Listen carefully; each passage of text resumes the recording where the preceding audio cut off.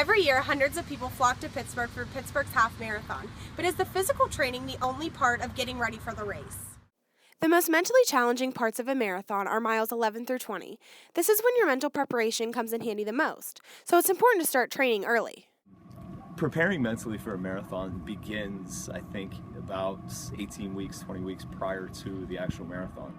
Whenever I get to a marathon or the day before the marathon, I look back and I say, okay, I've done everything that I could possibly do up until this point.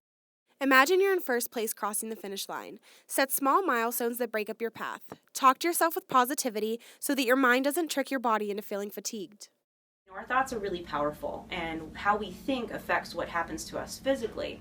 And so if an athlete gets into a situation, they're running a race, and they're experiencing a lot of negative self-talk, so, oh my gosh, I can't do this, or this hurts so bad, or I'm never going to finish, our body responds to that physically.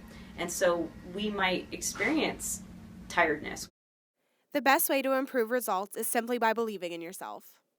Prior to the race, we talk about trust in themselves, trusting their coaches, and trusting their training. And if they can trust those three things, their mental capacity should be there whenever race time actually comes. If you're feeling fatigued during the marathon, think of how far you've come rather than how far you still have to go.